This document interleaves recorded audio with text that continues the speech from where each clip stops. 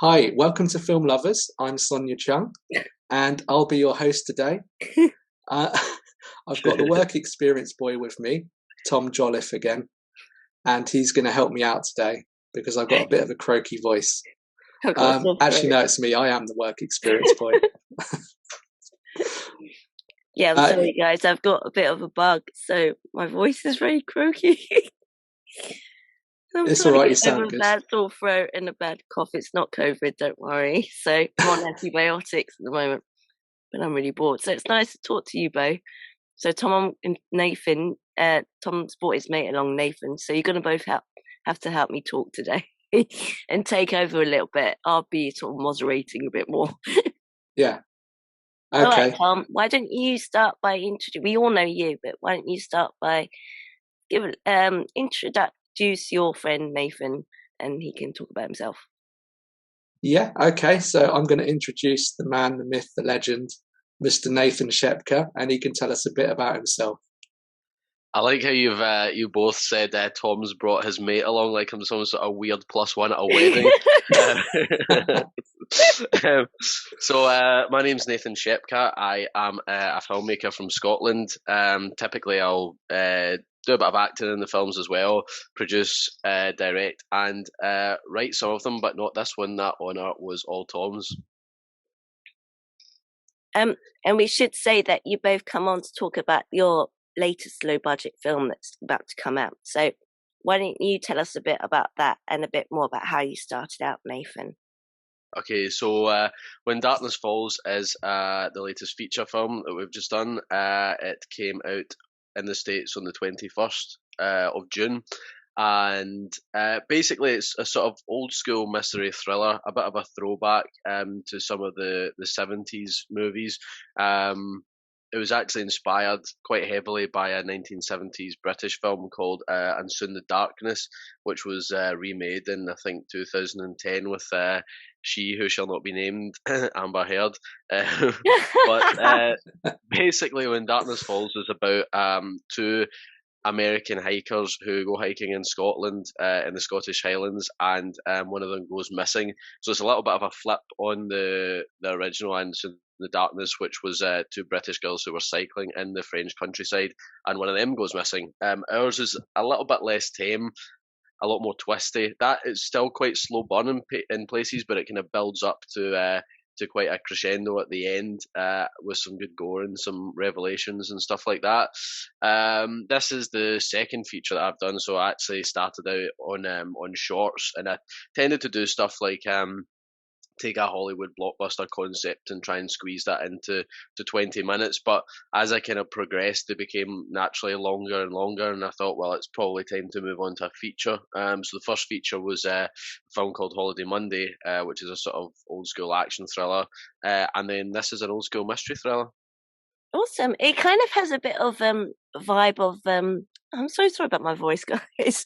A bit of a vibe of an American Werewolf in London in a way, isn't it? Because it's got that kind of the two hitchhikers, the two travellers from the States who go to this strange town in the middle of England.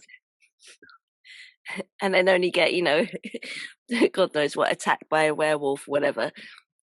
So was there a bit of a comparison to that when you sort of wrote that film? Yeah, I think there was a little bit of that. So I think I did think of Werewolf in London. I think a few reviewers have picked up on that as well. There's no werewolves in it, I should say.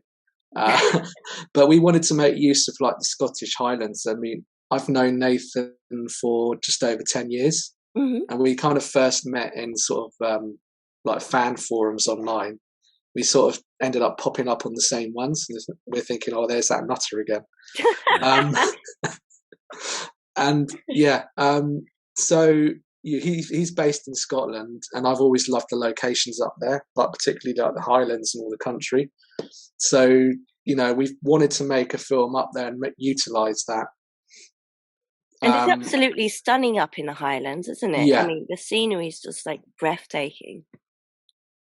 Yeah, although Ironically, we actually shot this in probably what you would call the Scottish Lowlands, Okay. in a film in a village called Wanlock Head and a neighbouring village called Lead Hills. And actually, Wanlock Head is the highest village in Scotland. So even although it's not in the Highlands, it actually has the honour of being the highest village in Scotland. And we thought that that would be a good double for the Highlands, and it's much, much closer. I mean, that was, a half-hour drive versus, a 3-hour drive up to the Highlands. Whose idea was it to write the script? I mean, was it like a collaboration between you both, or did someone have the initial idea and then the other person was interested in sort of start putting their input into it? Well, I'd mentioned to Tom that I'd seen this film called In Soon the Darkness, and I said to him that something like that set in Scotland would be good. But it kind of snowballed from there because Tom's got the same taste in films really as me, and the same sort of like the breadth of the films that he enjoys watching, and we both are quite into these old-fashioned Hitchcockian type thrillers. So I guess it was a bit of a natural progression towards writing the script and deciding what the film was actually going to be about. And it's a shame, isn't it? Because these days there's very few films that really kind of build up to it. Those sort of slow burning, sort of Hitchcock type films where it's kind of like bits of like red herrings popped into it, and it ends up being something completely different in the end. Yeah, that's it. I think they're kind of slowly coming back into fashion sometimes on Netflix, although they're not always delivered in the best way. But yeah, we were kind of inspired by those old kind of films. I've always really liked films where a character disappears early on and there's a bit of a mystery to it. So things like Breakdown, The Vanishing. There's this old film called L'Avventura. I think me and Nathan both watched it around a similar time. This old sort of classic where someone disappears. Yeah, Breakdown's amazing. I've seen it at least several times and I never get bored of it. Oh yeah, Breakdown's great, yeah. So that was a key source of inspiration, but that's kind of our thinking really, to do something like that. And yeah, we just wrote it from there, and then I kind of took over on the script after we kind of fleshed out the idea.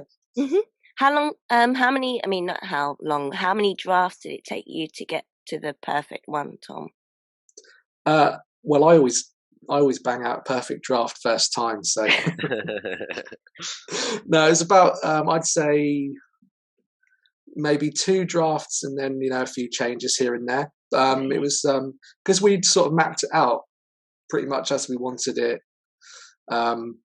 just in the kind of brainstorming process, so we kind of knew where it needed to go, and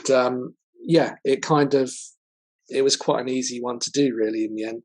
Sure. And I think but the final film as well is pretty much as scripted, bar a few just lines here and there.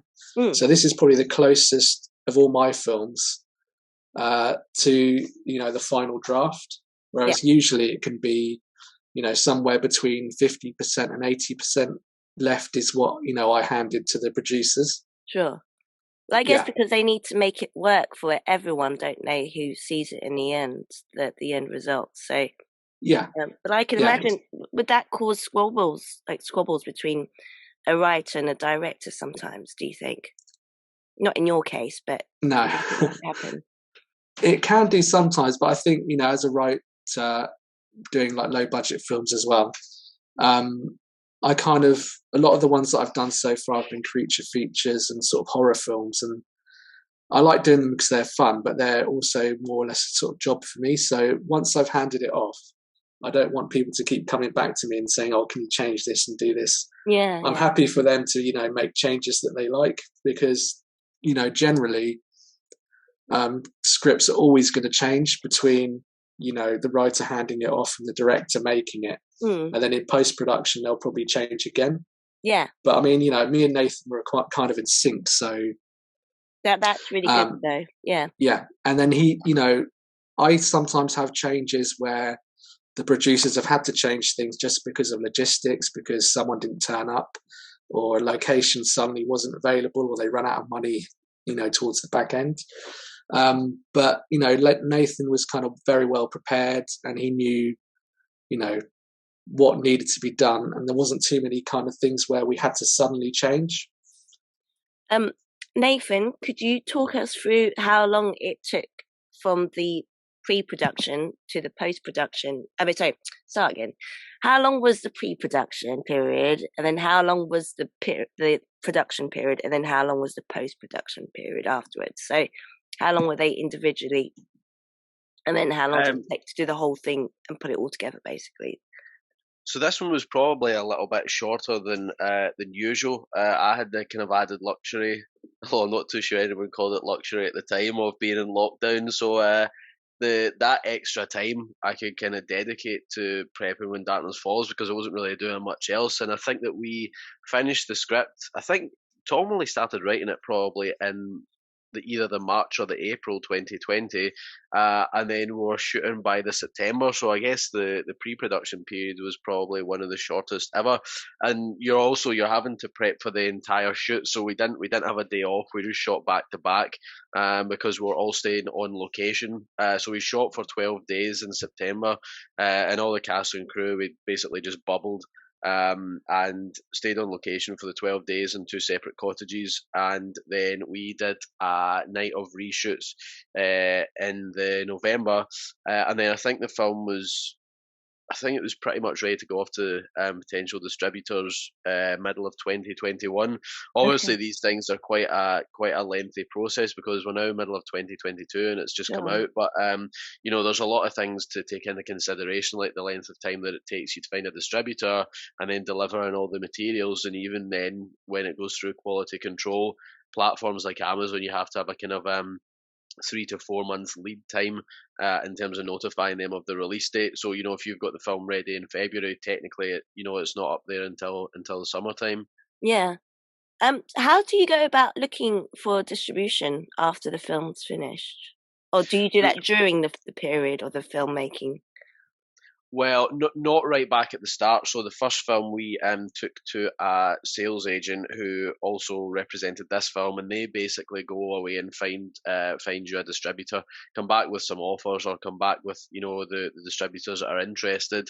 Usually the States is first to be sold, and sometimes the distributor that it's sold to in the States will also handle international sales. So that almost gets taken off the sales agent's hands right away.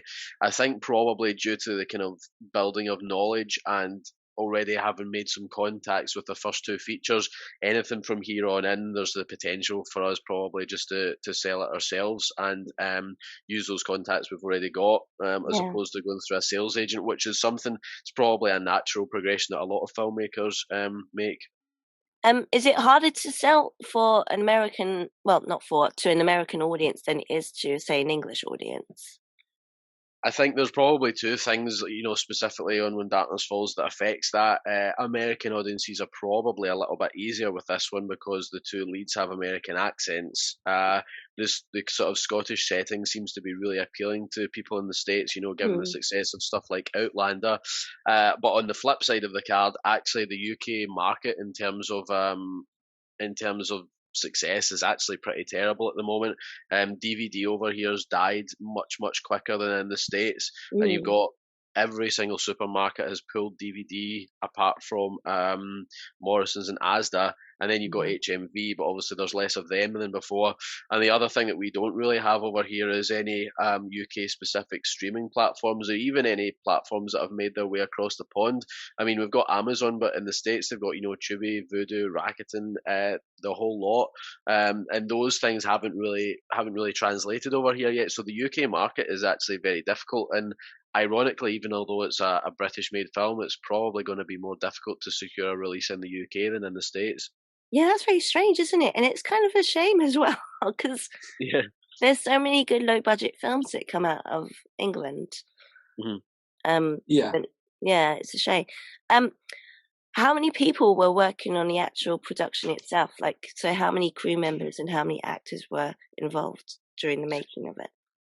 So we tried to keep the crew down to what I call a skeleton crew, partly because of costs and partly because because of COVID, but because it would also create a kind of nice tighter group. And in terms of being on set every day when we woke up, you could maximise the time and the efficiency with a smaller cast and crew. So I think the cast, there was, let me get this right, 7 people in. Yeah, and then the crew would have been probably another half a dozen max. So we had DOP, sound, lighting, makeup, and camera assistant. So yeah, 5, and then we had a drone pilot down for a couple of days as well. So all in all, just over a dozen people, and there wasn't too many more involved in post production either, because I edited it, the DOP graded it. I think there was probably only another 3 people involved in the post production. So yeah. Were they all locals? So cast wise, no. So Michaela, the lead, she was from Manchester. Emma, who plays Andrea, she was local. So was Craig, the guy that plays Tommy, and myself. And Tony, who plays the barman. Neve, who played Gwen, was local, but she's since moved down to London. And so is Emma, I think, actually. And then Ben, who played Beck, is from round about the Carlisle area, I want to say. So he wasn't too far away.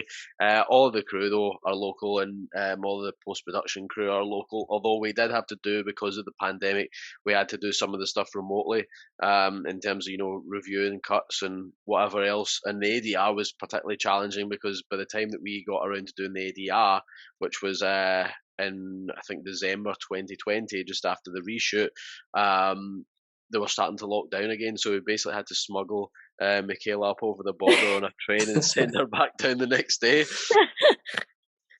Did you have to do tests throughout the production and before the production every day as well, like during the filming? Well, basically, what we did was we all tested before we came to set, and then after that, because we're in a bubble, we just kind of stayed as is. We weren't really in contact with any of the locals at all. I mean, it's very, very, very quiet down there. Perfect for this kind of film. You could walk through the town or village and not see another soul. So the only people we actually really came into contact with outside of the production group when we were down there was the owners of the pub location, and the rest of the time it was just us. And we tended to do, if someone was needed for 4 days, they would shoot for 4 days, wrap, and then go home again. So we weren't having too many people kind of coming back and forth to set. Okay. Tommy, you've been very quiet. Why don't you ask a question or say something? Well, I was quiet during production. I was just sat at home enjoying myself, probably writing creature features. I don't tend to get on set. Do you need to actually be on the set? Sorry, as well, or is that not important for the writer? Not really. I think what happens is, on bigger production, films like Hollywood films, then writers might be on set. But I think even after COVID now, it's going to be less of a case that you'll need, the original script writer on set. They'll have a script supervisor to make sure everything's being done properly. But in terms of like last minute changes, it'll usually be like a first AD working with the director who might do a few changes here and there if something comes up. Or, if I've ever had to do that, I've done it remotely. So, yeah, I'd like to visit set though. I think because of the timing with COVID and everything, I just stayed away. But I think, the next time that, me and Nathan do a film, I'm probably going to try and get up if I can for at least a day or two. Yeah. Knock over a few lights. Yeah. Do you and Nathan mind if the actors do a bit of improv, or would you prefer they stick to the script 100%? So, like, as you're filming, you might say, actually, this doesn't work. Can we change it to this, for instance? Is that how you guys work, or do you prefer to sort of stick to the script more? I mean, I quite like to... Oh, sorry, Tom. Do you want to go first?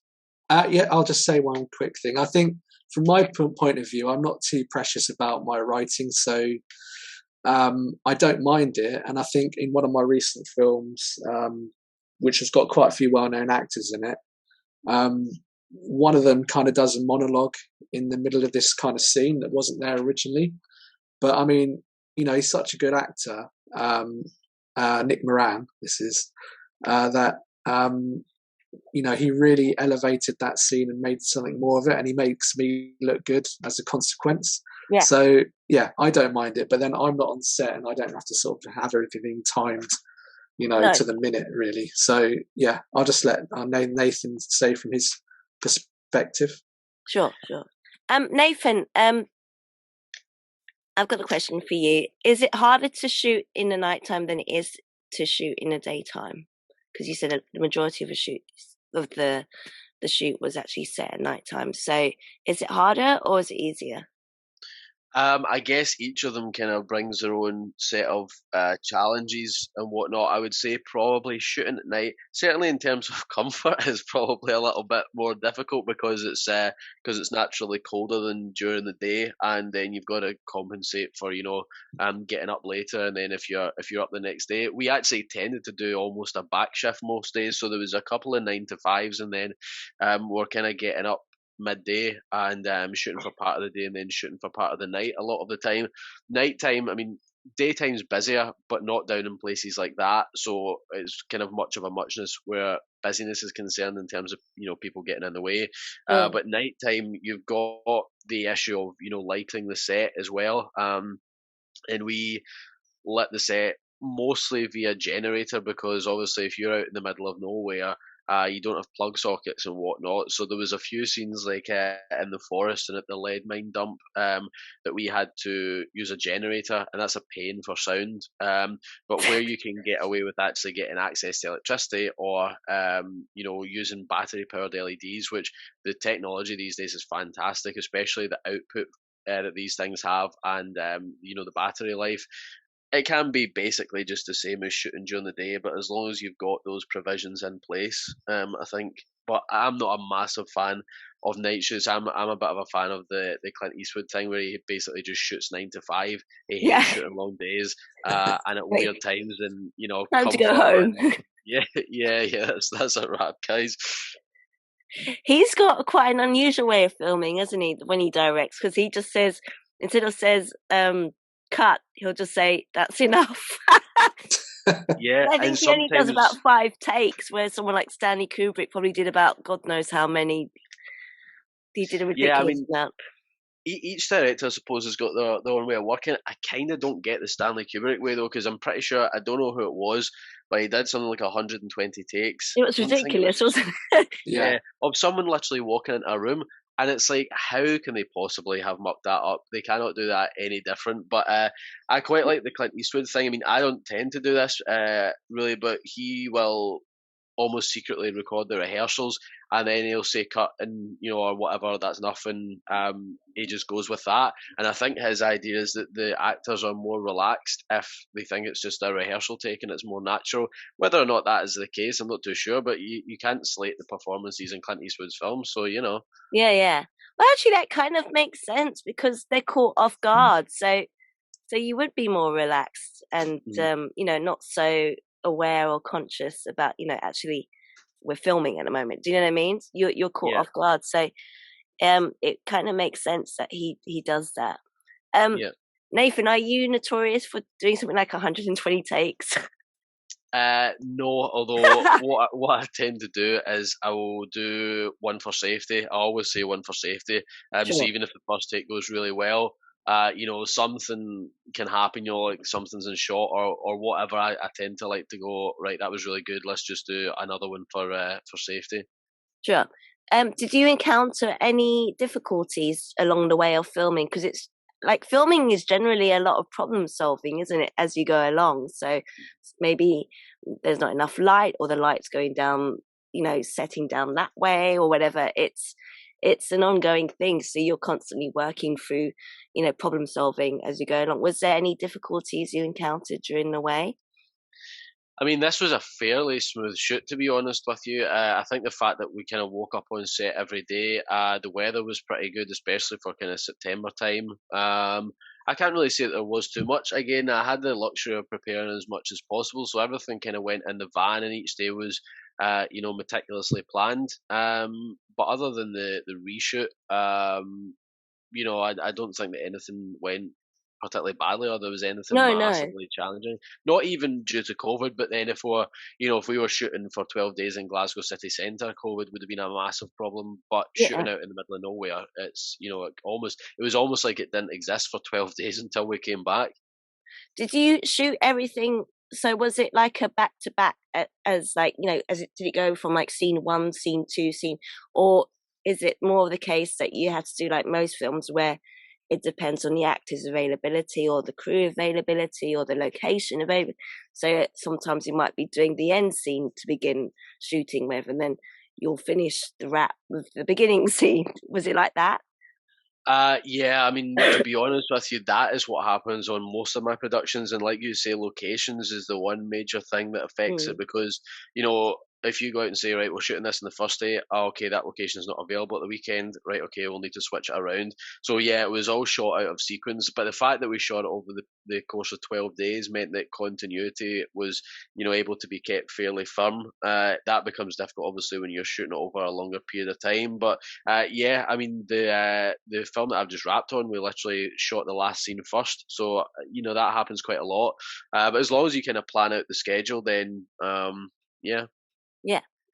Tom, you need to say something. You've been very quiet over there. Well, I mean, from my perspective, from the films that I've produced, when you're working in low budgets, you've kind of got to lay things out where it's going to be as simple as possible to film. I mean, that was our thinking, when we were developing the script, that, we wanted to have certain, moments where there's a big moment, like someone where the blood comes out, basically. And you have those key moments, peppered throughout. We slowly built up to quite a rollicking finale. I think, the finale of the film really does go kind of all out. So, you have to kind of really be careful with how you lay out your film. Yeah. So yeah, we wanted minimum cast, minimum locations, and then the more kind of pragmatic you are, the less problems could potentially arise. Sure. I mean, from my low budget horror films, they shoot in even shorter time periods than the 12 days that Nathan did. And I think for what he did, that 12 days was beneficial. So some of the films I've written, they've ended up shooting in like 6-7 days. And that's where, if anything does go remotely kind of wrong, you've really got no time for error. So there was one film where a makeup person didn't arrive on set in the morning. Oh, God. The producer ended up having to kind of do some makeshift work himself. And, you do find in these kind of movies, you're going to end up multitasking.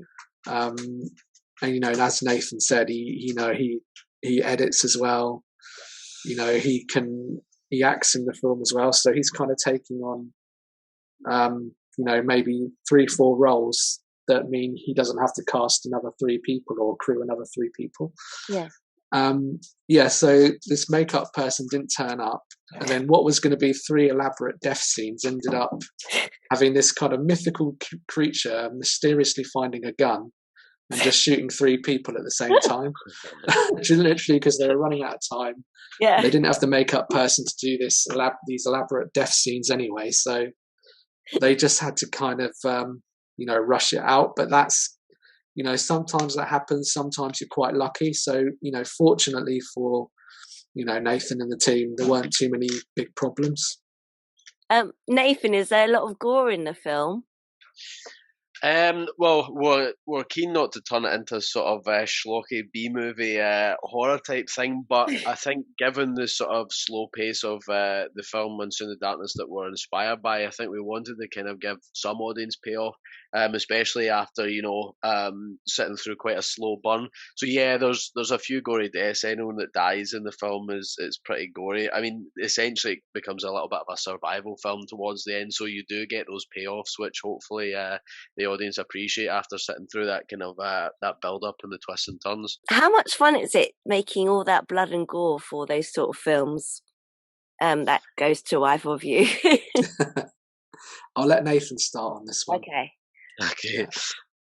So for this, sometimes, I mean, obviously, it depends who's dying in the scene, but sometimes those can be the most unpleasant things to film, especially in terms of getting wet and or dirty and having to stay like that for most of the day. But we, our makeup artist Nike, we tend to utilise a variety of different blood effects. So one of the things that we used for this, and we have used in other productions, is I don't know if you've seen those sort of garden spray things that you fill with paint and they pressurize by kind of pumping them up, and then you've got the release nozzle, which they're actually meant to be for spraying sheds and fences and stuff like that. But Okay. we fill one of those with water, a load of red food colouring, and then because what you tend to do with the food colouring makes it really watery, so it doesn't stick on anything, or it comes out looking like blood, but whatever surface it lands on, it doesn't. So we mix that with some coffee granules, which gives it that stickiness and that slightly darker tone. And then the other stuff that we use, we've got kind of the standard fake blood that you get in, the litre cartons or whatever, which you can't get in your mouth or your eyes. And then you've got then the mouth blood for if someone gets punched in the face and has to spit blood. Or we didn't use it for this film, but you also get in the eye blood as well. But Nike, the makeup artist, actually made a lot of the Michaela, who plays the lead of Jess, she gets pistol whipped about halfway through the film and sports the injury, obviously, for the remainder. So a lot of the things like that were actually made up prior to coming on set, so they were made as molds so that they can be applied every day. So that's one of the things that we also do, especially if characters have got injuries for long periods of time. Tom, you've actually probably got an interesting story about blood, I think. Yeah. Go on then. Well, in the sort of micro-budget film world, when you're producing yourself, as I've said before, you've got to kind of multitask. You kind of learn new roles. So I've done, I've been an actor as well. I've composed. I've done production design, produced, location scouting, sound recordist really badly.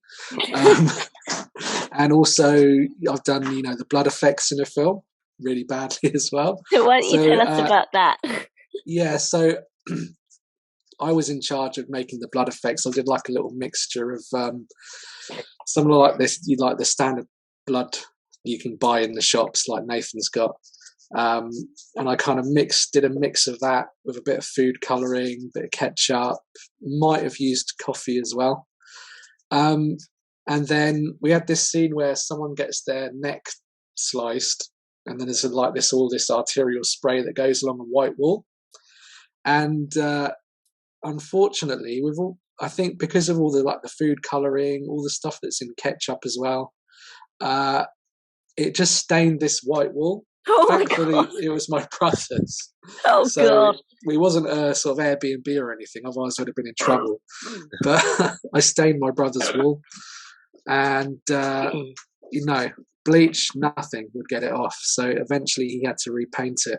Oh, no. So, yeah, if you're ever going to do makeup and blood, never hire me. I did it once for a low-budget horror film because the wardrobe person dropped out. And on low-budget films, like you said, the makeup artist dropped out. It happens quite a lot on low-budget films. So I basically said I'd help my friends out because they were the ones making the film. And I was my voice is going, Tom, help me. But I mean, yeah, it is fun, isn't it? That's, it is great you're fun. concocting it like a witch's cauldron. It's fun when you're making it. It's not fun for the people who have to put it on, though, I imagine. No, and how long do they have to last with that makeup on, Nathan? I mean, how long were your actors in all that blood and gore for? Like one day? Can it be that long? Yeah, probably not that long. I mean, to be fair, if you tend to die towards the end of the scene, you're not lying there for too long caked in makeup. But I suppose it depends how unpleasant your death is. There was probably a couple in the film, which I won't spoil, that I was glad that I wasn't doing myself.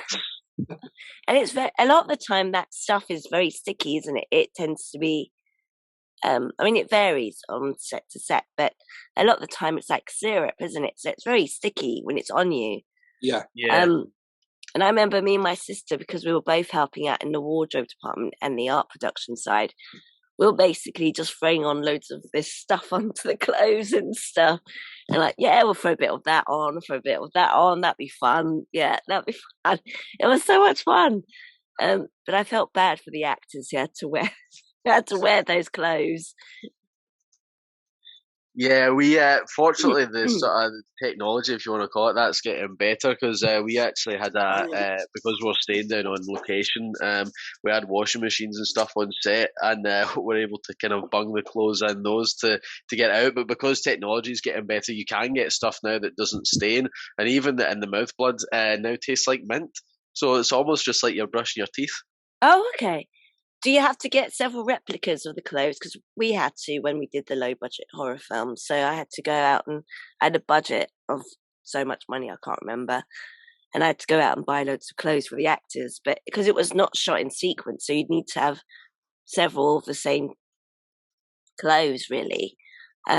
So one day it might be the death scene. So you'd have to put them in loads of blood and all that kind of stuff. And the next day it would be completely clean. So was there a lot of that going on as well with the replicas of several clothes, or did you just stay to one set of clothes? No, we did actually buy at least a couple of sets for most people I know that had to get anything done to them. And as you say, because you are shooting out of sequence, it doesn't mean that you can use the same clothes and just make them progressively dirtier. Not only that, I'm guessing people would probably smell quite bad after a 12-hour day of wearing the same clothes. So, we had to, for the sake of continuity, just buy a couple of different ones and keep switching those out. And Nathan and Tom, are you like a big fan of making cameos in any of the films that you make together? Well, I haven't had a cameo in anything Nathan's done yet, but I have played a dead body in one of my own. Okay. It's just one of those things. I think sometimes, if you've got a small role, I don't generally like kind of. I've done a few things where I've acted, but I'm not a huge fan of doing it. So, I'll do it if I can save myself having to cast a role, and if I know that I'm not going to ruin the film. So I thought I could get away with playing a corpse. I just about pulled it off. What about you, Nathan? Well, I tend to act in pretty much everything that I make anyway. I think out of everything, there was only one short film that I had just a brief cameo in, and everything else I kind of got one of the main parts in, which I'm not too sure what that says about me, but yeah, I mean, I do enjoy acting as much as any other kind of part of the production, so I say acting in inverted commas, like I'm actually any good at it. What about you, Sonia? What's your favourite kind? Because I know you act as well, but do you like the other parts of the production as well that you've been involved in? I like being involved in the art production side because I like arty things and painting and stuff. So I really enjoyed that because I was kind of basically, even though I was the wardrobe person, so I was in charge of all the costumes. I was also helping out the girl that was in charge of the art production. So there was one scene where we had to make a place look like it'd been wrecked because they just had a party. So it was like loads of fun because we just found like beer cans everywhere and trashing. You could have just filmed at place. Nathan's place. Yeah, it was just really great fun. It was on the set. We're just trashing everything together. It was great therapy. Yeah, I can imagine. Yeah, that sounds like fun. Yeah, I'm so sorry about my voice, guys. Tom, take over. I need your help. Okay. So what I was thinking is we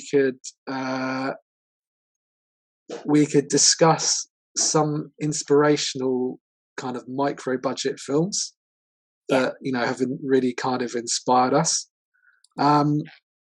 So I think I'll start. Look at my ego here. I'll start.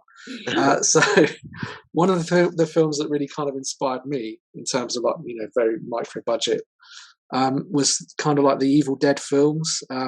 Sam Raimi. They were really successful, weren't they? Yeah, they were. Yeah, they just became sort of huge. I mean, the first one I think he'd done a film beforehand, which was like a college film, and then he kind of he went and he did Evil Dead 1. And I think what he did is just borrowed as much money as he could, put loads on credit cards, like a lot of filmmakers do. And, it's weird because you think low budget, but I think the film still cost around about $100,000, something like that, purely because they were shooting on film back then. So, even a lot of these films that historically have been marked out as being very, very low budget, there's still a lot of money spent on them, just because they were shooting on film, even just 16mm film. And it was very effective as well, wasn't it? I mean, there's not much. It was all about the effects, really. Yeah. So, I mean, it's like, they multitask, they, do lots of different things. And you have to be quite creative, so a lot of those low budget horror films, which, would cost well under, $500,000, they would have to be very imaginative with all their makeup and effects, and just do, very, very elaborate things to make a shot come off. Yeah. And I guess it's a lot of POV type stuff as well, really, isn't it? Point of view shots. Yeah. And then someone like Sam Raimi was always thinking of imaginative ways he could move the camera. Yeah. So, he'd spiral the camera and he'd do things like that. And just to make it stand out, because, you can't really hide the fact that you've spent a lot less than, the big Hollywood film next door. So you have to kind of be as imaginative as you can and make the most of your scenario. Yeah. Was Evil Dead successful when it first came out in the cinema? It was more so on video, because that was right at the beginning of VHS, really. That was like one of the first kind of most infamous video nasties. So it kind of got a reputation. But then by the time they did the second one and the third one, it was just, massive. Sure. What about you, Nathan? What are your favourite low-budget films?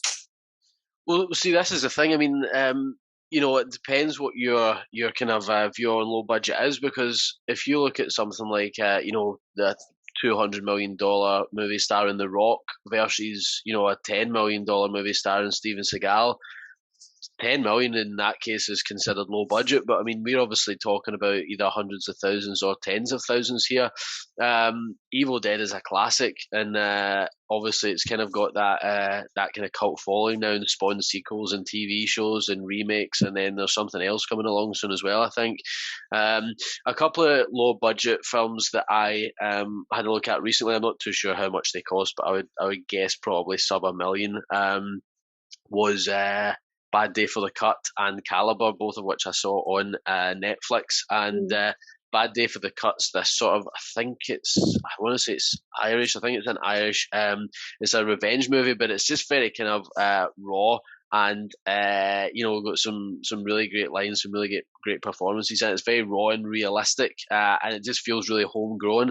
And I thought that was a good movie. And then Caliber is sort of a bit of a nightmare scenario. It's about these two Scottish guys. I don't know if they're on some sort of hunting weekend, and one of them is trying to shoot a deer, and he accidentally kills this little girl in a forest. And then the rest of the film is essentially about them trying to cover that up and make it out of this village and back to where they're from without getting caught. But it's insanely tense, and immediately you kind of place yourself in that scenario and think, what on earth would I do in this kind of impossible scenario? And it's pretty grim. Like the ending's pretty grim, and the kind of the film itself is pretty grim.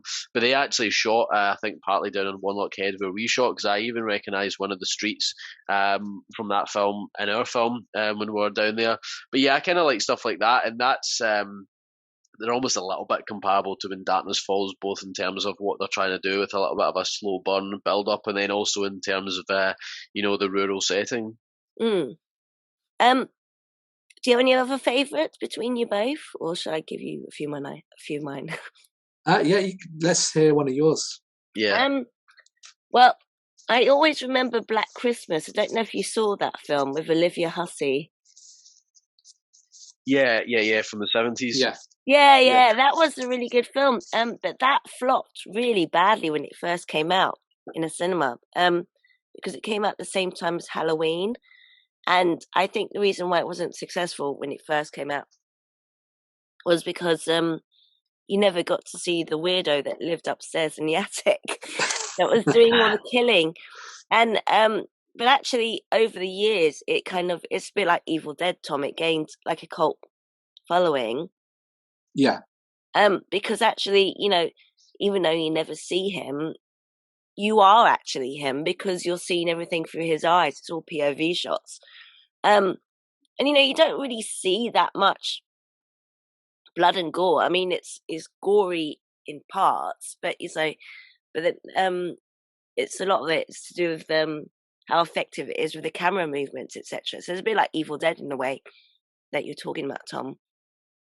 I don't know. I mean, have you guys seen that film, and what did you think of it?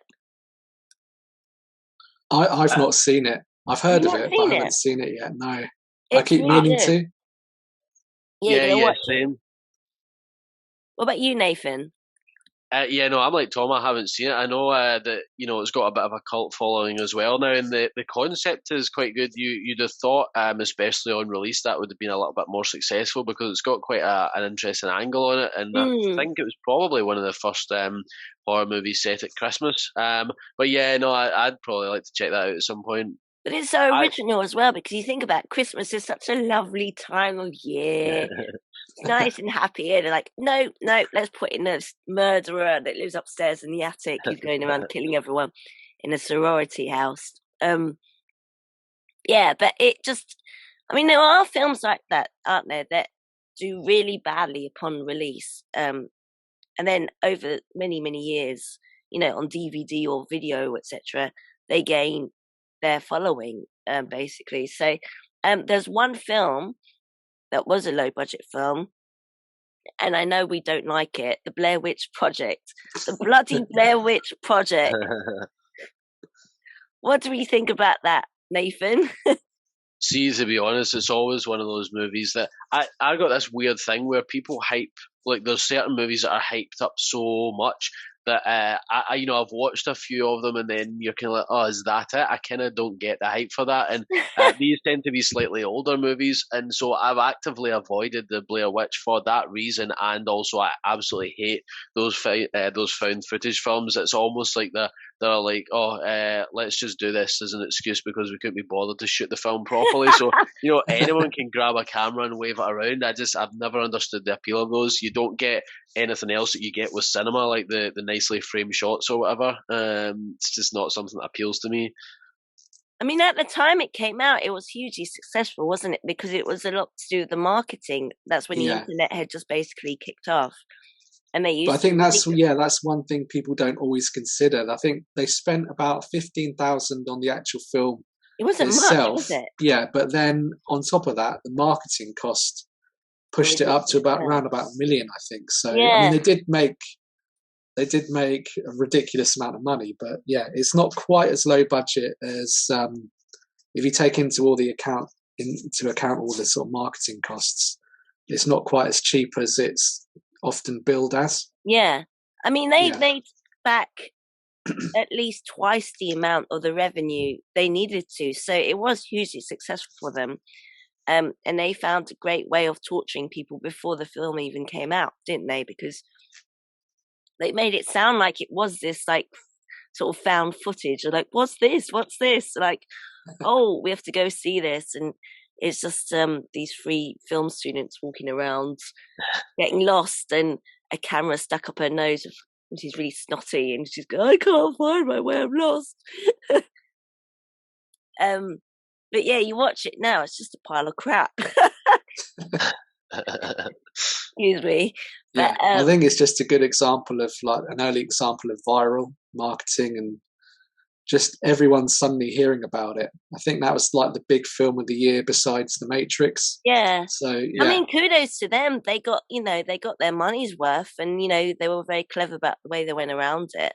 But like Nathan said, it kind of spawned this whole sort of found footage genre, didn't it? Yeah. Like, how many other films came out of that sort of genre? There were loads, but then what happened was just as it was dying off, Paranormal Activity came back, was a massive hit, and then it just launched them all off again, and it's like, oh my god, because I'm not a fan either. Wasn't Wreck quite similar to that as well? Because that's kind of like found footage, isn't it? Wreck? Yeah, a little bit. I think the original one of that was good, because I think the original was a Spanish film, and then they remade it as an American film. So I mean, there've been one or two that have been better than the others. I think Cloverfield was quite good. But mostly I think they all become a little bit interchangeable, really, that genre. You've also got that new thing that they're doing now. I think the big kind of the trendsetter for that one was the film Searching, where it's all kind of told over Zoom or video call. And I think I can't remember what is it. Someone goes missing in Searching, or they're basically trying to find someone. Hence the title. Again, I haven't seen that because it just does not appeal to me at all. But that got really good reviews. I mean, that was a good film, but I think what would happen is people would either try and copy the formula too much, and then it's not going to be half as good, or they're going to try and do something a bit more elaborate, and then kind of, they're just going to lose a grip of the material. But I think, there's been one or two kind of straight up horrors that kind of play everything out through webcams and things. Particularly, there was a lot of those filmed around COVID time. Yeah. Which, fair enough, that's being creative and making the most of your, being locked down. But there's so many that they're a little bit samey. And I feel like it should maybe run its course now that, everything's open again. Yeah, for sure. I've just thought of one film that was hugely successful and was initially a low budget film, The Full Monty. Was that a low budget film when it was made? I think it was, wasn't it? It wasn't made for much, I don't think. And then it did hugely well afterwards upon release, obviously. I don't know. What do you guys think about The Full Monty? Are you fans of that film? I have not seen that in years and years and years. I weirdly saw it probably when I was a lot younger, and I've got to say it really kind of touched me. That's probably going to cost, I would imagine, at least 2 to 3 million. I don't know. Was Robert Carlyle a big name by that point? Because I'm trying to think if it was before or after he did that TV show. I mean, he wasn't huge. Hamish. Yeah, Hamish, I think that might have been around about the time of Hamish. Yeah, and also that film literally came out just after Trainspotting.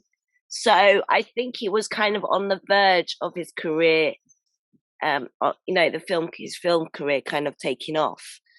Because Trainspotting was hugely successful. Was that a low budget film as well? Yeah, so he would have been. I mean, Trainspotting was, British films generally tend to be low budget anyway. So, if you're comparing to Americans, because, we have a smaller pool of money, but then most of the money does go into those productions. So even what we consider low budget might cost, a couple of million. Yeah. But I mean, back then at least, it was probably sort of mid-range. It was an unexpected hit. It wasn't sort of, as high a level as, say, Four Weddings. So it didn't have that expectation with it. So, it was probably quite low budget. But then, obviously, it was a mega hit. And then, that set the bar for every other kind of British light-hearted sort of dramedy after that. It was always compared to The Full Monty. Yeah. Apparently, so I was checked. Apparently, it cost 3.5 million. This is in dollars, and it made 258 million. I don't know if that's worldwide box office. I imagine that it is. Yeah, probably worldwide. Yeah, it was. Massive hit. Yeah. Yeah, because Robert Carlyle was saying, he said on an interview on Grey and Autumn once, when they had the whole cast of Trainspotting from Trainspotting 2 came back with Danny Boyle. And he was saying when they first edited it, it nearly went straight onto video. It was so bad. And they basically found someone else to edit it and had to shoot a few scenes over again. And then obviously it took off and it was huge, but, he thought it was a pile of poo, basically, when he was when he was making it and when he saw it, because, without the editing and the director, because I think they got a new filmmaker, it would have panned completely, which just goes to show how important it is that everyone involved has just as much, to put towards the actual project of making it. So it isn't just the cast involved, it's everyone, isn't it? Yeah. I think are they not in the process of making a Full Monty TV show as well? Oh, are they? Well, I know they made the West End show, and that was hugely successful. Tom, yeah. I've got a question for you. Have you ever done the Full Monty? Not on stage, which the British public will be very thankful of. But I'm doing the Full Monty now. By the way, are you? Yeah. Glad we can't see you. Yeah, my neighbours are laughing at me, so that's good. Yeah, so I'm trying to think of any other low budget films. Can you guys think of any low budget films that have inspired you? I'm not too sure, but I mean, I think don't like. Oh no, sorry, on you go. Oh no, I was saying, can you think of any low budget films that you like or couldn't stand? I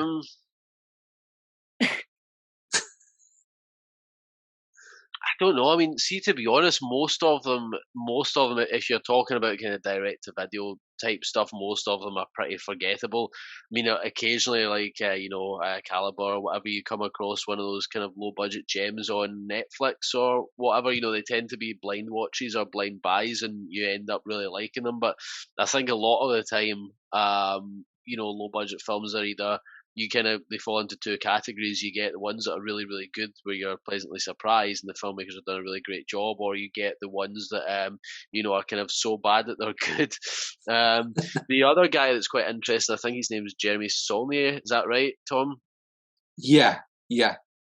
So he did Blue Ruin, which was this sort of kind of offbeat revenge movie, totally serious. The violence in it was quite harrowing, and it's, I guess, the slight quirk there is that it is really an average Joe going out for revenge, and he's not, he's not Jean-Claude Van Damme or he's not Charles Bronson. He is literally just the average Joe, and that kind of heightens the film's appeal, I think. And then the guy also did after that Green Room, which was about a bunch of neo-Nazis at some sort of punk rock concert. I've only seen that one once, although I think that actually cost $5 million. So I think he probably had a bit of a jump from Blue Ruin, which I'm imagining cost $1 million or under, to Green Room. Yeah. Have you guys ever seen that film with Tom and my favourite guy, Steve Buscemi, Living in Oblivion? That was a low budget film, and that was hugely successful. I haven't seen that. What's that about? Oh my god, have you not seen it? You're going to watch it, Nathan. Tom, have you seen it? I still haven't seen it, no. You two have to see it. It's all about basically Steve Buscemi plays his filmmaker making his first up-and-coming feature film. And, as filmmakers, well, I guess you're the writer, Tom, and you're the filmmaker, Nathan. It's basically everything that goes wrong throughout a shoot. And it's basically so true to life because the actual writer-director wanted to write how it is to make a film is actually very difficult. But that wasn't made for much. He was saying that him and his wife had to come up with so much money. And then one of the actors put some money towards it after her father died. And a lot of the time, the actors weren't real actors. So, I mean, some of them were like Dermot Mulroney and Catherine Kinnear, etc. And there were a few genuine actors. But a few of the crew members were just random people they knew that they used that was so funny for the actual show of it. So I can't believe you two have never seen it. You're going to watch it. Right, okay, I'll add that to the list. I'll go on the list. Longer. Yeah. We're going to watch that and maybe we can do like a review of it or something. Okay, yeah, sounds good. That and Black Christmas. Yeah. We'll do a double bill. I'm looking forward to when Halloween eventually comes up because that's my favourite time because then I have a Halloween marathon. What's your favourite horror film? I quite like I'm not really into gore. I kind of prefer the more suspenseful mind ones. Ones a bit like The Shining. The Shining's very effective. It's not gory, but it's really creepy because it's just so scary and you have this sense of paranoia and isolation. And another one I really like is The Thing, John Carpenter's Thing. That's a really good one for sort of this sense of paranoia. I kind of like those films more. That I couldn't handle watching films like Saw and stuff. That would really upset me. That would really give me nightmares. What about you guys? I'm the same as you. I think The Shining and The Thing are probably two of my favourites as well. Yeah. So you're kind of more into those sort of mindful sort of horror films, Tom? Yeah. And in terms of what I like to write, those are the kind of things that I prefer writing as well. But they're more effective, I think, as well. I think so, yeah. I mean, the market tends to prefer kind of creature features and things like that, but I prefer, stuff a bit more psychological. Yeah. And what about you, Nathan? Yeah, I'd agree with that as well. I mean, I think that the more psychological suspense films have got a bit of a broader appeal as well. I mean, if you look at any of the recent stuff, if you look at, A Quiet Place or Get Out or anything like that, probably the ones that have the most appeal are those suspenseful ones because they tend to generate the most hype. I mean, I know you've got sort of like franchises like Halloween and Scream that are still hugely popular, and they are basically, people are going just for the gore. But yeah, I'm with you guys on the suspense front. One of my favourite films is Rosemary's Baby, and what I like about that is that for 99% of the film, there's no kind of visual sense of horror. It's about what might happen, and I think this sort of the horror or the terror comes from the fact that Rosemary is obviously experiencing this thing, but she's trying to convey it to a bunch of people that don't believe her, and then ultimately they don't believe her because they're trying to con her. But I think from an audience perspective, that's quite horrific because you kind of place yourself in that situation as well. And sometimes I think actual people are scarier than monsters and demons. They are. Because they're walking around like everyday people, and it's scary to think, that this really nice man that lives next door to you is actually a serial killer murderer. I mean, there've been cases of that, haven't there? Like, people like Jeffrey Dahmer and, Ted Bundy, for instance. He was one of the nicest quote people to, all the people that knew him, but they had no idea he was leading this double life. And that's what I think makes it so scary, And there seems to be a huge appetite for that sort of true crime stuff at the moment as well. You've had Zac Efron playing Ted Bundy, and then you also... Oh, that was ridiculous, wasn't it? Why would you get him to play Ted Bundy? Did you guys see that film? No, but I love the documentary. I saw the documentary when it was like really, when everyone was talking about it. That was quite... You did, Tom, as well, didn't you? Yeah, I saw that. That was... it was the same really filmmaker creepy, that made both of them. He was doing both of them simultaneously. But the documentary was like just mind blowing. Yeah, I also quite liked the David Tennant one where he portrayed Dennis Nelson. I thought that was quite good as well. Yeah. Have you guys ever seen that film Creep that was on Netflix? I think it's still on there. Is that the one on the train or on the underground? I think that's the second one because they've made quite a few. I think they made a Creep 2, and that was there's a scene on the train on the underground. Can't remember his name. Tom, do you remember his name? Tom, what's his name? The guy that wrote it. I've never seen it. You've never seen it? No, I've heard of it, but I would keep. Oh my god, you've got to see it. That's a very low budget film, and it was another hugely successful film. Hang on, I think it's Mark Dupree. Oh, Mark Duplass. Yeah, he's done a lot of very low budget films.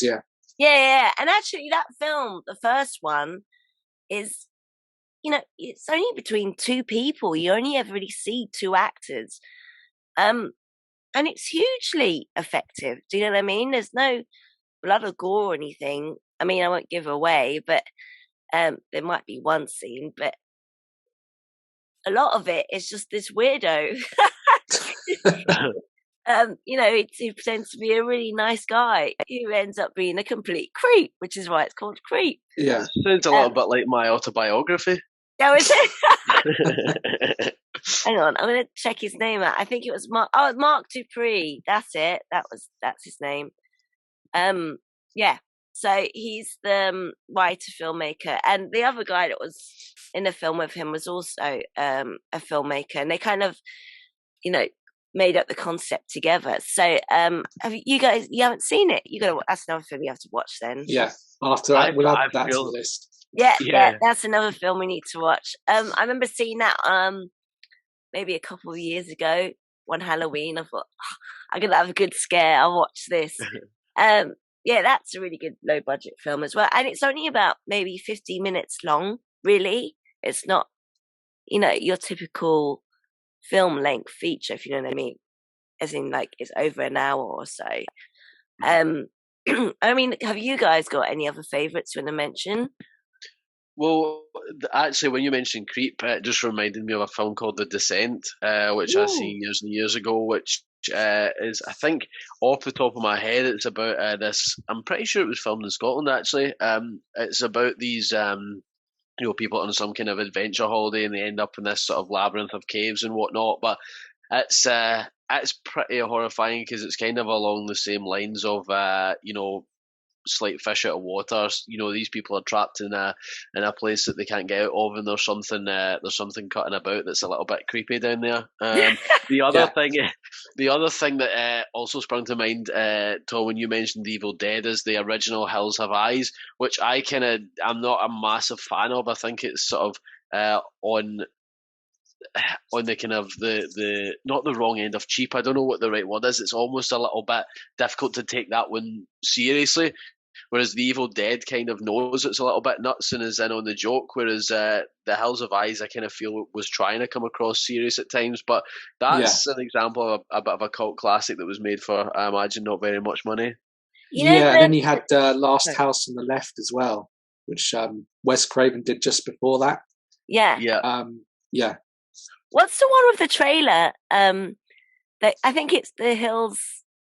What was it, Nathan, that you said? That is the Hills of Eyes, yeah. Yeah, what's the one of the trailer that goes, it's only a movie. It's only a movie.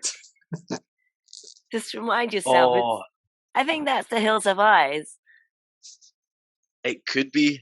Because I was looking at famous horror taglines the other day when I was trying to come up with a tagline for something, and that was one of the taglines. Just keep reminding yourself it's only a movie. How did you come up with the name of your film? Oh, I don't actually know who came up with that. Tom? I can't remember who came up with it either. No, but I think it's quite an effective title. So yeah, When Darkness Falls. We wanted to do something that would kind of intrigue people, but maybe not give too much away. Yeah, I quite like it as well when one of the characters actually says the film title in the film, because it then obviously gives the impression that you've not just picked something at random, like those sort of infamous 2-word Steven Seagal titles that mean absolutely nothing. So Beck, one of the characters in this, actually says the line "When Darkness Falls." So yeah, and I guess it's significant to the story because after Andrea disappears, the film the last third at least takes place at night time. So she's actually doing most of her searching for Andrea when Darkness falls. Is that film? I just kind of thought of something. What's the name of that film? Is it Don't Look Now with Donald Sutherland? That is a classic. That's one of your favourites, isn't it, Tom? Oh, is that yours as well, Nathan? I love that film. Yeah. Was that a low budget film? To be honest, I still haven't seen it, but I know about it a lot. Yeah. I would say probably not particularly low budget. No, it wasn't massive budget because the director was fairly he wasn't huge back then. No, he was a cinematographer, wasn't he? That was his first film. Yeah. So it was, not a massive budget, but obviously they were filming in Venice, which would have cost quite a bit. No, that's that's a really good film, though. Yeah. You took a photo of Lulu, didn't you, in a red coat? Yeah. That red coat always has a significance on a child when you see it from the back. It's just really scary. It's not a child, it's a dwarf with a knife. Spoiler alert. Yeah. Oh yeah. Sorry. I think it's all right. They've had 40. They've had 50 years to see the film. I think a lot of people know by now. It was out in his 70s, wasn't it? Yeah. But yeah. And there was that ongoing rumor between him and who was the actress who played his wife, Julie Christie. Yeah, that they were having an affair, weren't they? Yeah. Well, I mean, they had another rumor on set because there's an infamous sex scene. And yeah, one of that's the what I rumors mean. It was that one. that it was it was. But he said he panned it. He said no. It was nothing romantic or sexy about making it at all. And a lot of the time, those sex scenes aren't, are they? I mean, you think about it. You know, there's the director saying, "Right, you put your hand there. You put your." And that's not even the actors he's talking to. Yeah. Hashtag me too. Apologies for that. Have you ever directed a love scene, Nathan? Oh, only in my dreams. No, not yet. Although the thing that we've got, that I've got coming up next, has got some carnal action in it, if you want to call it that. Is it? Yeah. So yeah, that'll be another sort of. It's funny because you do those things where you kind of tick things off the list. You're, oh yeah, done that in a film. You know, died in a film. You know, whatever. But yeah, that's one of the things that I've not quite gotten to yet. I haven't found any willing participants thus far. That's the advantage of being a writer and a director at the same time. If you're doing both this, like, yeah, I'll put in a love scene, put in a sex scene. Why not? Tom, does that sound good to you? Well, not if I'm going to be in it, no. But you know, weirdly, when I've been kind of working with distributors and things like that, that's one thing, because I tend to work through American distributors with a lot of my films, and it's kind of gone out of fashion, really. You know, love scenes, nudity. They don't even like swearing that much anymore. Whereas this is a lot more commonplace on TV nowadays. But yeah, I think there's still a place in, you know, films for it when it's, you know, used right and there's a point to it. I was going to say, when it's and it sounds like a cliche because a lot of the directors say, you know, if it has a part in a storytelling, then it has a place, but there's no point in putting it in there just for them. Yeah. I guess it's a bit like, you know, like you were saying, Nathan, about the horror gore. It's just like, what's the point in putting this in? You know, do you know what I mean? It becomes nothing really. But it has to be, you know, obviously to do the storytelling. So there are, you know, good examples of it, like in Terminator and, you know, but like you said, Tom, it's very rarely seen these days. Would that get done, do you think, maybe in big films? Sorry, my voice is going again. That the distribution people might come along and say, oh, well, we might get more people to come and see this if you put a sex scene in. Do you reckon that would happen, or more? That used to be a case, but now I think they go the opposite way. So they say, we don't really want to put, you know, nudity in this because it might offend people, or, you know, unless it's absolutely necessary. Yeah. See, it's weird though, because then TV has gone the opposite way. Before, you never seen any sex scenes on TV, and now you've got stuff like Game of Thrones and Bridgerton that are literally full of them. I don't really understand the rationale, because I would have thought that, you know, it was safer to put something in a film, you know, which is a sort of transactional purchase, than on TV, where, you know, you might flick it on and be like, oh, you know what I mean? But yeah, it's a bit odd, and even from the perspective of, you know, as Tom said, they like as much gore as humanly possible, people getting decapitated and what have you.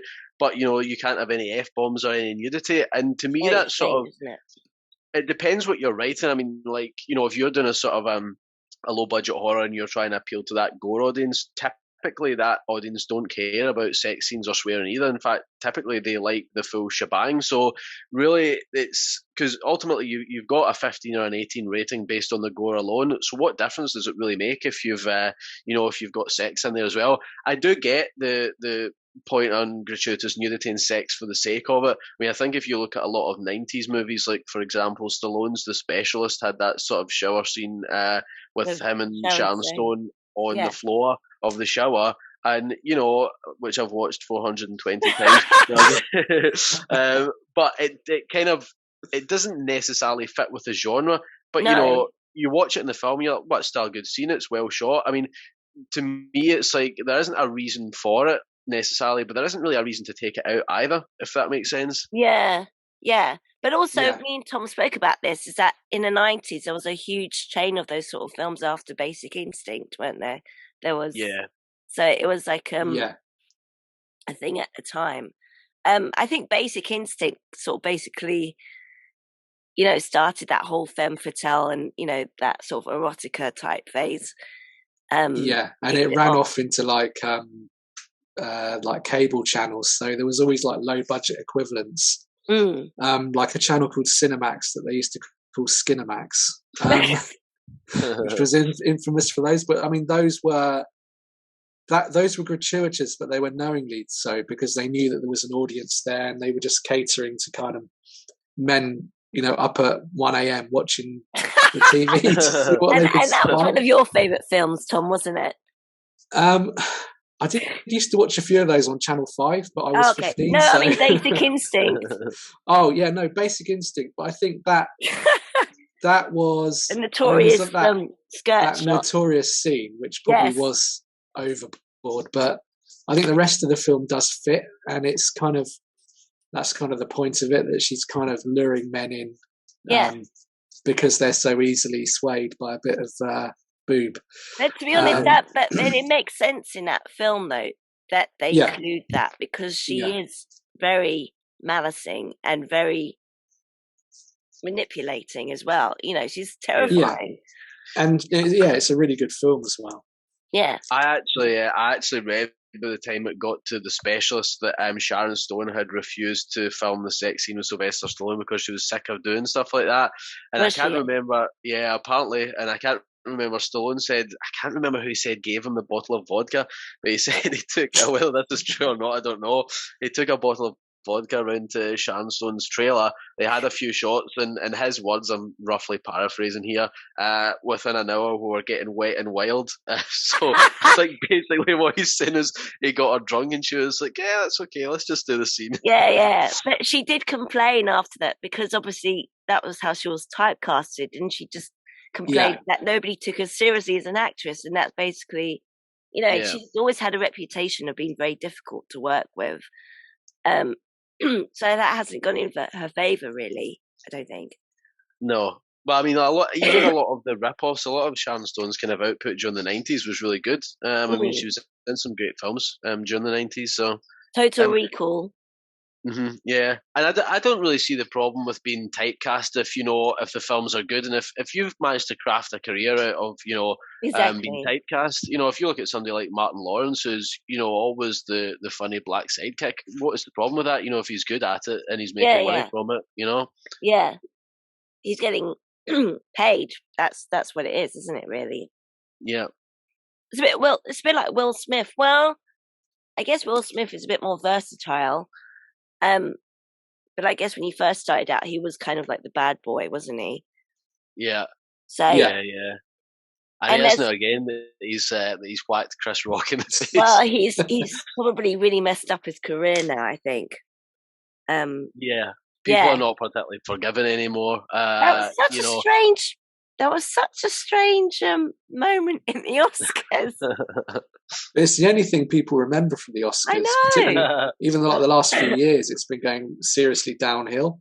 Well, the thing is that you do kind of think, was that a stint, to get the ratings up? People did think that, but no, I think it was genuine. And that seems to have overtaken the La La Land shenanigans. We all thought that was it. That we all thought that was the top up, but no, it was Will Smith smacking Chris Rock around the face. It wasn't even the smack that was disappointing. It was the shouting, I think. Yeah. That was the most disturbing bit. But, anyway. So any other films you want to discuss, or should we wrap it up? I don't have anything else I can think of. Anything you want to say, or any questions you want to ask each other, or anything you want to add before wrapping up? and plug in your film. Don't plug your film yet. Just say. Okay, we'll plug our film in a second. But I mean, we could talk briefly about what we've got planned for next year without giving too much away. Cool. Yeah, so I mean, myself and Nathan are kind of working on a few things going into next year. So we've got all our kind of separate things that we're doing, and then we're going to be working together on kind of like another old school kind of throwback, but kind of psychological horror in the vein of Rosemary's Baby and The Omen. So yeah, that's what's kind of going to be next up, with us, the two of us. Oh, good. Are you looking forward for that? Yeah, I am. Yeah. I think Nathan is as well. Yeah, no, it should be a bit of a departure, and I think that it'll be, something that's as tense as when Darkness Falls, but a little bit more in the sort of gothic horror genre. But yeah, I'm looking forward to that. I'm looking forward to seeing how the script turns out for that one. No pressure, Tom. Not writing. Yeah. Well, I'm hoping it'll be another, first draft masterpiece again. Nathan, did you get to have any rap parties after shooting this one? No, and actually that was partly because of COVID, because there was really no point in trying to do anything like that. And actually the previous film, the previous feature that I'd worked on was ready for release round about when COVID started, when we were starting pre-production on this. We didn't get to have a premiere for that either. And I did inquire, but it was like a 200-seater cinema would take 20 people just due to the restrictions. So I was like, oh, never mind. I mean, I think probably towards the UK release for When Darkness Falls, which I think is likely to be Hello? These afterwards, if you want to put it mildly. Oh, Nathan, can you say that again? Sorry, you cut off. Can you repeat what you just said? It was my internet connection just went unstable. Sorry. All right, okay. I think probably for once When Darkness Falls is sold in the UK and released here, which I think is probably going to be kind of early next year, we'll likely have some sort of a UK screening / rap party, and we'll all get absolutely legless. Tom, are you involved? Yeah, I should be there. I mean, someone's got to keep Nathan under control. Exactly. Oh, quick question. What's the name of that film with Roman Polanski and he was in it? Is it The Tenant? Was that a low budget film? That was a very good film at the time when it came out. Obviously, he's got a reputation, But, I mean, it probably wasn't massive budget. I mean, he tended to do things as kind of independently as he could, even when he was working with a studio. So, yeah, I think that would have been, fairly low budget in comparison to what was being released at the time. Yeah. I think he did another one with Catherine Deneuve. What was that one? Repulsion? Repulsion, yeah, that's a really good film. That's the kind of horror that I really like. Was that him? Was that his film? It was, yeah. It was, wasn't it? That was one of his earlier ones, yeah. Yeah. For sure. I'm going to start watching more low-budget films, but it's just quite hard to sort of come across them. You have to sort of go looking in the right places, I think. There's not many, especially the old school ones, but for sure. All right then, guys. So should we start wrapping it up? Anything you want to say, Nathan? Not, I guess, other than obviously When Darkness Falls is not out in the UK yet, but if you happen to be in the States, it's now out on DVD and digital. You can watch it on Amazon Prime, and then later on in the year it should be on a few other platforms as well. And yeah, go check out the trailer and the exclusive clips online, and if you're into kind of old-fashioned, old-school mystery thrillers, then it's probably for you. Awesome. What about you, Tom? Anything you want to say? No, I second that. So yeah, if everyone runs off, anyone in America that is, can run off and go and watch When Darkness Falls, and give a few nice reviews, rate it on IMDb, be generous, and Nathan will give you a few quid and a drink. Buy you a drink. Yeah, and a drink. Yeah. All right then, guys. Thank you for joining me today. No problem. Yeah, thanks for having us. Thank you. Feel free to come back anytime. Cheers. Yeah, that'd be good. That would be Sorry good. about my We should voice do a as sort of well. horror movie marathon next time. Yeah, for sure, Yeah. for sure. And sorry about my voice. That's That's all right. Get yourself some Lemsip. I will. Yeah. Thank you, guys. Cool. Bye-bye. See you Bye. Take care, later. everyone. See ya.